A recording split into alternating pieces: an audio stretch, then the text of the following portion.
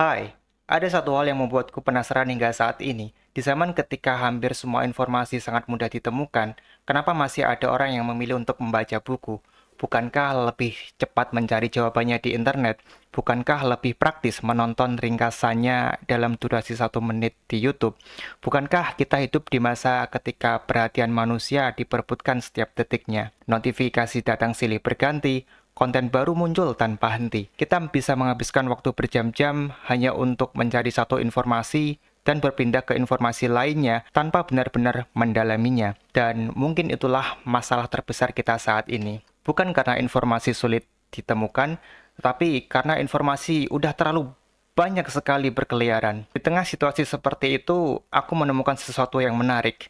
Aku tinggal di sebuah kabupaten, di Kabupaten Pati tepatnya. Dan ternyata masih banyak anak muda di Kabupaten Pati yang memilih untuk meluangkan waktunya untuk membaca.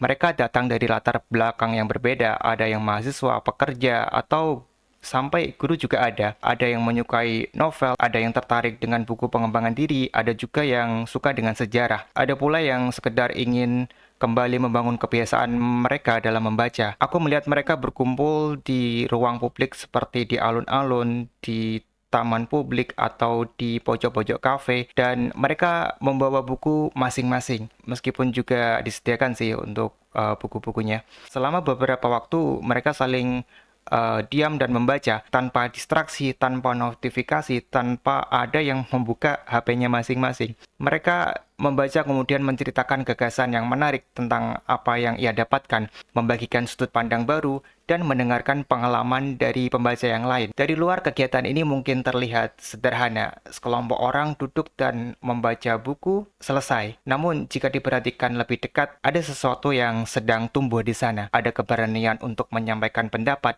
ada kemampuan untuk mendengarkan, ada rasa ingin tahu yang terus dipelihara, dan ada kesadaran bahwa setiap orang bisa belajar dari pengalaman dan pemikiran orang lain. Bagi sebagian orang, tempat ini menjadi ruang untuk menemukan teman-teman baru yang memiliki minat yang sama. Karena ternyata ada banyak orang yang memiliki kegemaran membaca, hanya saja belum ada wadah yang merangkul mereka untuk bertemu dan saling berbagi cerita. Bagi yang lain, tempat ini menjadi ruang untuk melatih keberanian untuk berbicara, menyampaikan isi pikiran, mengutarakan pendapat, dan belajar menyusun gagasan menjadi sesuatu yang bisa dipahami oleh orang lain. Ada yang awalnya merasa gugup ketika harus berbicara di depan banyak orang, namun perlahan menjadi lebih percaya diri karena terbiasa berbagi cerita tentang buku yang mereka baca. Dan kalau boleh jujur, aku juga merasakan hal yang sama. Aku termasuk orang yang cenderung lebih nyaman menyimpan isi pikiran sendiri, mendengarkan lebih banyak daripada berbicara. Namun dari pertemuan-pertemuan sederhana ini, aku belajar untuk bisa lebih terbuka. Aku belajar menyampaikan apa yang aku pikirkan, belajar melihat sebuah persoalan dari sudut pandang yang berbeda pula, dan belajar bahwa sebuah percakapan seringkali bisa dimulai dari satu buku yang sama-sama dibaca.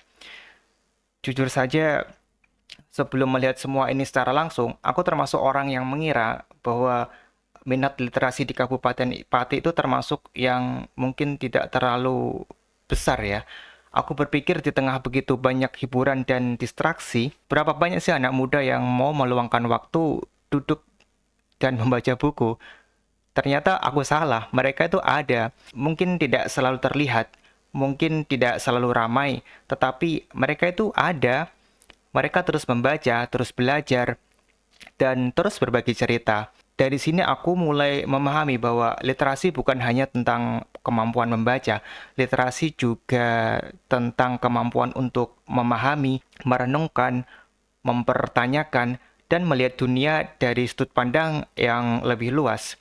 Karena ketika seseorang membaca sebuah buku, yang ia temukan bukan hanya informasi, kadang ia menemukan ide baru, kadang ia menemukan jawaban, kadang justru menemukan pertanyaan-pertanyaan baru yang kemudian baru muncul ketika itu terpikirkan. Mungkin budaya membaca memang tidak selalu hadir dalam bentuk yang besar dan mencolok. Ia tumbuh dengan cara yang lebih tenang.